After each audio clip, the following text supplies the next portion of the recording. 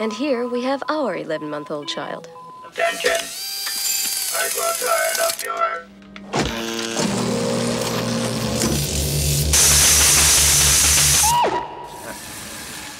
What we have. Halo semuanya, selamat datang kembali di channel Ruang Film, sebuah informasi untuk kalian penikmat konten spoiler. Oke, kalau kemarin kita udah bahas film The Fly yang pertama, kita akan melanjutkan ke film keduanya. Film ini akan menceritakan apa yang terjadi pada mesin teleportasi ciptaan Brundle dan apakah Veronica akan melahirkan bayi manusia atau malah melahirkan monster lalat.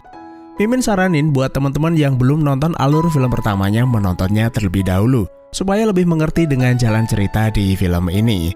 Jadi tanpa berlama-lama, mari kita langsung masuk aja ke pembahasan filmnya. Di film pertamanya, Brundle Set adalah seorang ilmuwan jenius. Dia berhasil menciptakan sebuah mesin teleportasi.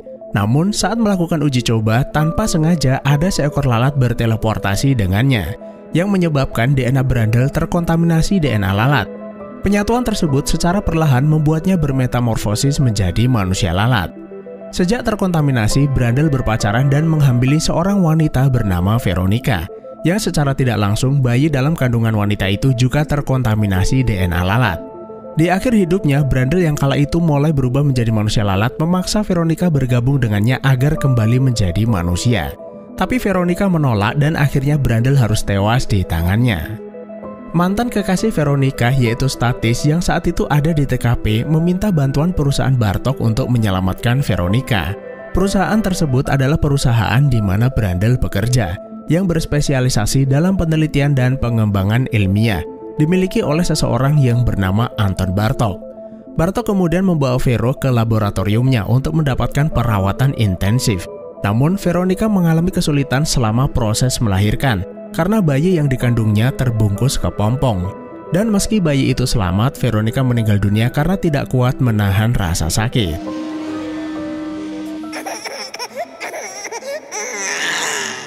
And here we have our 11-month-old child. Bartok kemudian memberi bayi itu nama Martin Brundle.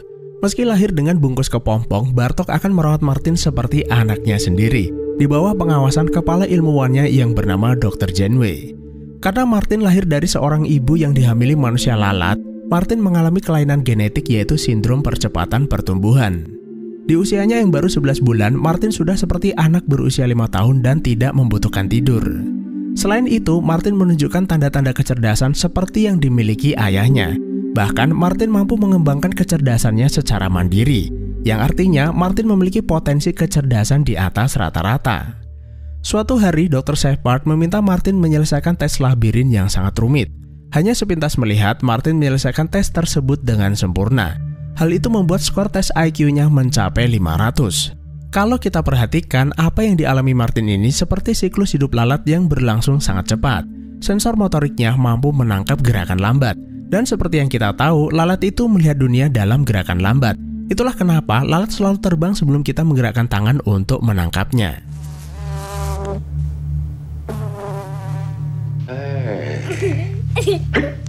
Meski tidak normal, Bartok dan para ilmuwan begitu menyayangi Martin. Hari berganti hari, bulan berganti bulan, Martin semakin menunjukkan kecerdasannya. Bartok memberinya komputer pribadi serta kebebasan bereksperimen. Tapi yang namanya anak-anak tetaplah anak-anak. Martin dengan tingkah lucunya menyemprot wajah Dr. Shepard dengan air. Untuk menjaga kondisi tubuh dari kelainan genetiknya, Martin diberi suntikan obat setiap hari. Is Mr. Bartok gonna visit today? Suatu ketika Martin bertanya, Tuan Bartok sudah lama tidak mengunjunginya. Janeway memberitahu kalau beliau sedang ada proyek penting di zona 4. Martin ingin melihatnya, tapi Dr. Janeway tidak mengizinkannya. Karena penasaran, Martin diam-diam menghafal kode akses milik Dr. Shepard lalu membuat duplikatnya.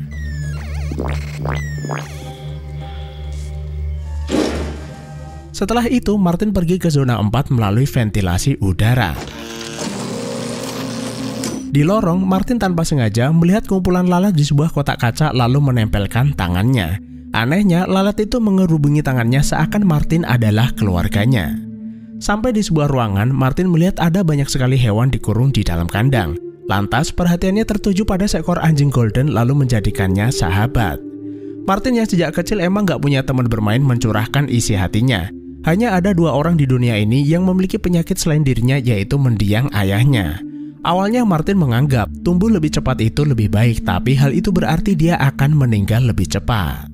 Esok harinya Martin kembali ke zona 4. Dia membawa makanan untuk si golden. Tapi sampai di kandang, anjing itu telah dipindah ke B17. Martin mencari di mana ruangan 17 berada, yang ternyata ruangan itu adalah laboratorium di mana Bartok menyimpan mesin teleportasi milik Brandel. Karena Bartok adalah orang yang membiayai proyeknya, jadi secara tidak langsung Bartok memiliki hak atas mesin teleportasi tersebut. Dari atas, Martin melihat sahabatnya dimasukkan ke dalam teleport. Bartok nampaknya ingin menguji mesin teleportasi itu. Akan tetapi uji coba itu gagal. Tubuh anjing itu menjadi cacat, menjadi agresif, lalu melukai seorang ilmuwan.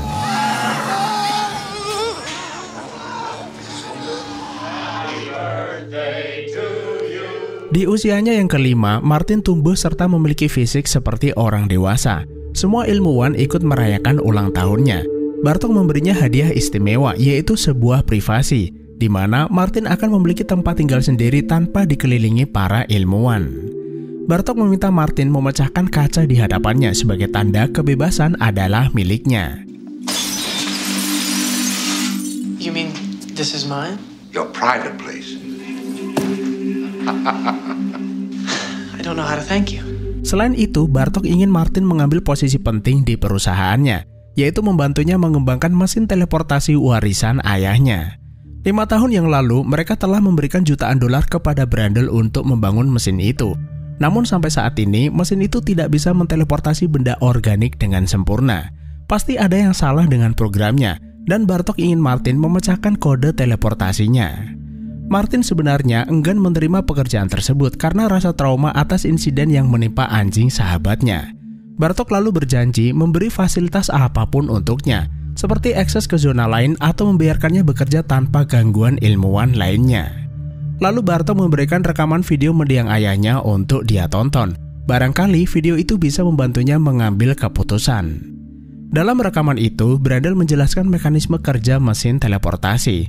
Setelah berhasil menteleportasi dirinya sendiri, Brandel merasa badannya menjadi lebih sehat, bugar, dan bersemangat. Rekaman ayahnya tersebut menginspirasi Martin kemudian menerima tawaran Bartok. Setelah mempelajari sistem komputernya, Martin menguji mesin teleportasi itu pada sebuah telepon dan uji coba itu berhasil. Martin semakin bersemangat, lalu meminta seseorang membawakan benda organik seperti tanaman atau hewan ke ruangannya.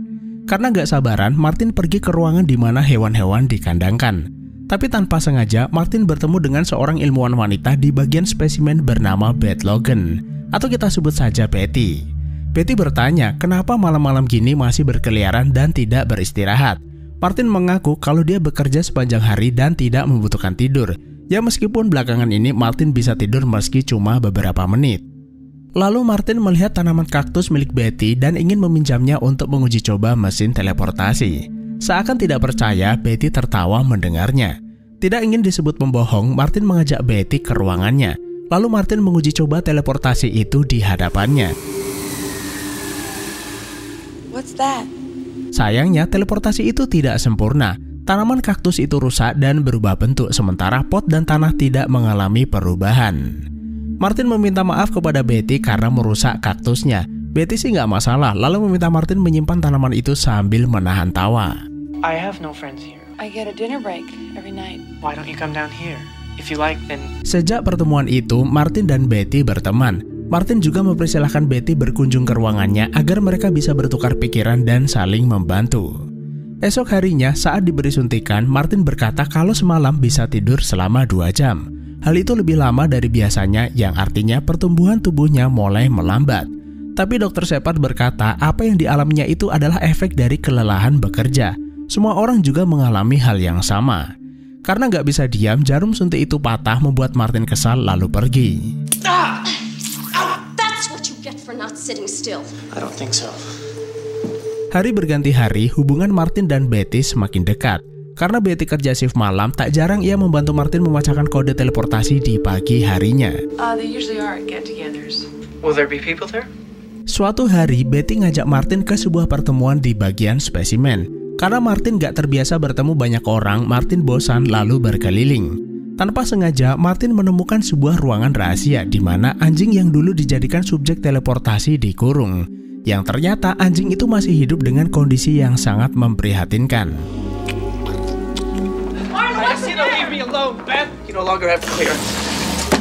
Tengah malam, Martin diam-diam masuk ke kandang menemui sahabatnya itu. Anjing itu menjadi jinak karena ingat Martin adalah temannya. Rupanya, Martin sudah menyiapkan racun untuk mengakhiri penderitaan anjing tersebut. Hari-hari berikutnya, Martin bekerja lebih keras dari sebelumnya, hingga akhirnya dia berhasil memecahkan kode teleportasi. Martin menguji coba mesin itu pada dirinya sendiri dan uji coba itu berhasil dengan sempurna. Bartok kemudian menemuinya lalu bertanya apa dia mengetahui kejadian di ruang spesimen. Seseorang sengaja membunuh anjing yang ada di dalam kandang. Martin menjawab, itu anunya, ya nggak tahu, tanya saya. He's lying. Lalu di ruang kerjanya, Betty menemukan sepucuk bunga dan amplop berisi kartu serta kata sandi. Betty mengerti lalu menemui Martin di ruangannya. Martin meminta maaf karena sudah marah padanya. Okay, close your eyes. Initiate the sequence. Martin kemudian menunjukkan kalau dia berhasil memecahkan kode teleportasi lalu menguji coba mesin itu pada seekor kucing.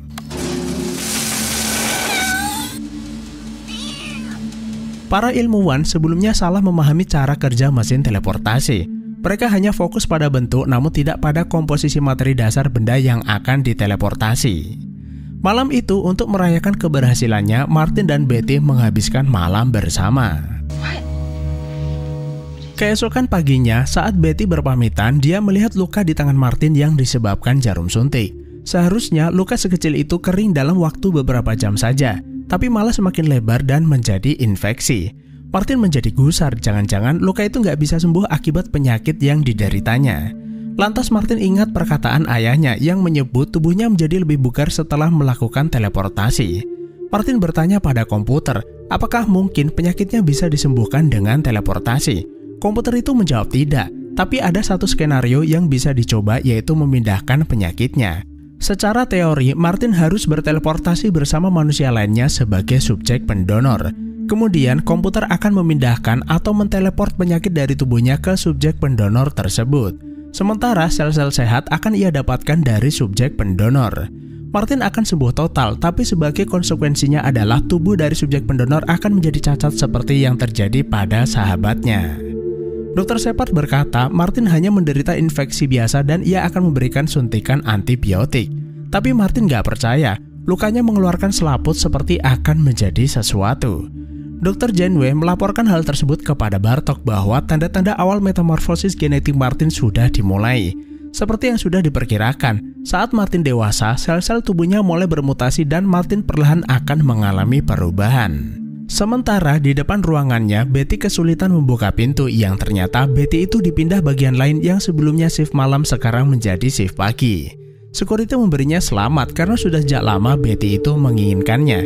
Lalu petugas itu memberinya kaset video yang hanya boleh dimilikinya.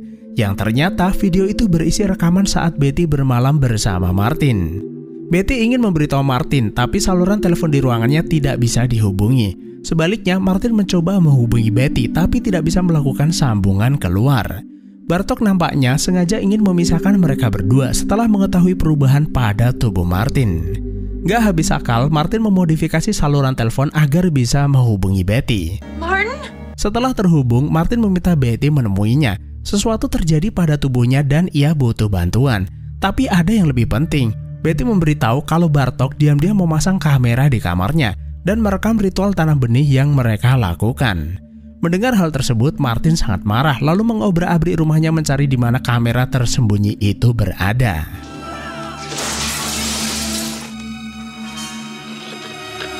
Setelah menemukannya, Martin mendatangi ruang CCTV. Penjaga itu ketakutan lalu keluar. Martin lantas mencari video rekaman dirinya dan Betty. Dia juga melihat rekaman lain seperti saat Statis meminta bantuan Bartok agar menolong Veronica, serta rekaman-rekaman lain selama tinggal di sini. Lalu Martin memutar video arsip rahasia ayahnya di mana saat itu Brandel mulai berubah menjadi manusia lalat. Hal tersebut terjadi karena keteledorannya. membiarkan seekor lalat berteleportasi dengannya yang menyebabkan penyatuan 2 DNA. Tak lama kemudian Bartok menemuinya. Sudah saatnya dia memberitahu yang sebenarnya bahwa sebentar lagi Martin akan berubah menjadi manusia lalat. Karena dalam tubuhnya terdapat DNA lalat yang diwariskan oleh sang ayah. Martin meminta agar Bartok menyuntiknya dengan obat seperti biasanya, tapi ternyata suntikan yang selama ini diberikan kepadanya hanya air biasa. Hal itu dilakukan agar Martin tidak khawatir akan kelainan genetiknya. Bartok memberitahu tidak ada cara untuk menghentikannya. DNA lalat yang diwariskan ayahnya itu akan menggerogoti tubuhnya, kemudian bermetamorfosis menjadi spesies unik dan satu-satunya di dunia. Sejak awal, Bartok memang menginginkan kelahirannya. Tujuannya tentu saja untuk penelitian ilmiah serta era baru eksplorasi biologis. Dengan mesin teleportasi itu, Bartok Industri akan mengontrol bentuk dan fungsi semua kehidupan di bumi. Martin sangat kecewa dengan perkataannya. Padahal sejak kecil Bartok sudah ia anggap seperti ayahnya sendiri. I loved you. Setelah itu, Martin mencoba kabur keluar, tapi kepala keamanan menghalanginya di depan pintu lalu memukulnya. Akan tetapi, pukulan itu tidak berarti baginya. Martin mengejar balik lalu menghilang. Bartok memerintahkan keamanan mengejar Martin sementara ia akan melakukan uji coba mesin teleportasi. Tapi saat akan memulai proses teleportasi, mereka tidak bisa mengakses komputernya. Martin sengaja menyandi komputer itu dan jika mereka sampai salah untuk ketiga kalinya, komputer akan secara otomatis menghapus seluruh sistem. Setelah berhasil keluar, Martin mendatangi rumah Betty. Martin menceritakan semuanya. Betty menyarankan agar Martin menjauh dari kota ini lalu bersembunyi di suatu tempat. Di tengah perjalanan, Martin ingat sosok pria bernama Statis lalu mengunjungi rumahnya. Statis adalah satu-satunya orang yang menyaksikan kematian ayahnya. Saat itu, Brandel sedang mencari cara untuk memulihkan tubuhnya. Martin ingin tahu apakah Statis mengetahui sesuatu. Statis bercerita semua berawal dari kelakuan Brandel merebut kekasihnya yaitu ibunya, lalu menghamilinya dan meninggal saat melahirkannya. Di akhir hidupnya, Brandel memaksa ibunya masuk ke dalam teleport. Mungkin dia ingin bergabung untuk menghilangkan penyakitnya. Saat mencegahnya, Brandel memuntahkan cairan asam yang membuatnya kehilangan pergelangan tangan dan kaki.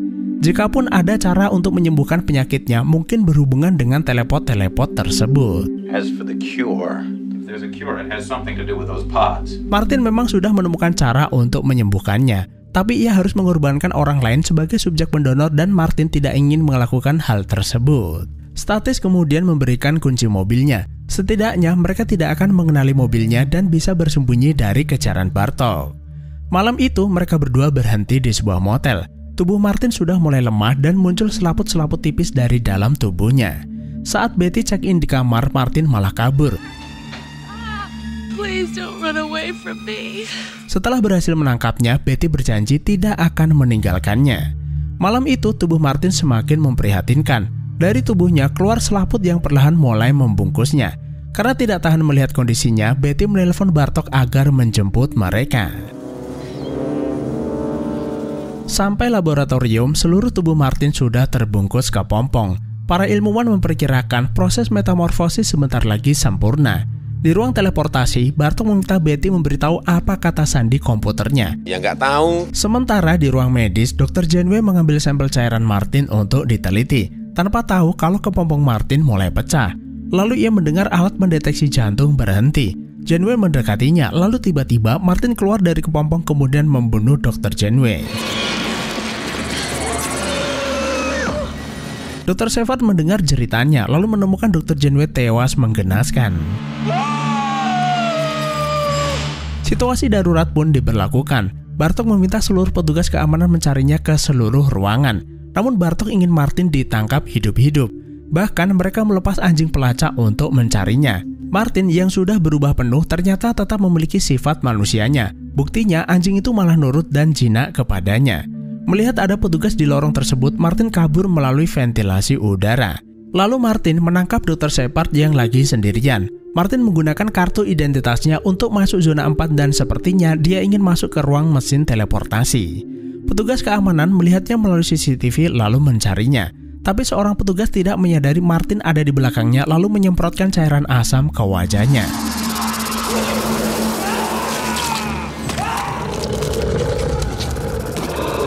Bartok kemudian meminta petugas menutup pintu ruang teleportasi. Akan tetapi, Martin mematikan jaringan listrik penerangan dan akses pintu, lalu menerobos masuk ruang teleportasi melalui ventilasi udara. Kepala keamanan menembaknya, tapi Bartok melarangnya. Kejar-kejaran pun terjadi. Lalu dari atas, Martin menyemprot cairan asam yang mengenai tangan si kepala keamanan. Kesal dengan perbuatannya, Scorby bertekad akan membunuhnya, tapi Martin menemukannya terlebih dahulu lalu membunuhnya. Bartok yang sudah terdesak terpaksa menembak Martin. Bartok mengira Martin tuh sudah mati lalu mendekatinya, tapi ternyata Martin tuh masih hidup. Martin langsung memeluknya lalu mengaktifkan komputer. Setelah mesin teleportasi itu siap, Martin membawa Bartok ikut masuk bersamanya. Karena kemarahannya, Martin akan menjadikan Bartok sebagai subjek pendonor bagi tubuhnya. Setelah pintu tertutup, Martin mengkode Betty agar menekan tombol enter.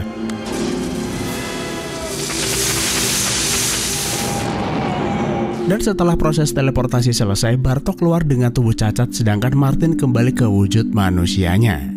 Di akhir film, kita diperlihatkan Bartok dikurung di dalam kandang dengan kondisi yang sangat menggenaskan dan akhirnya film pun selesai.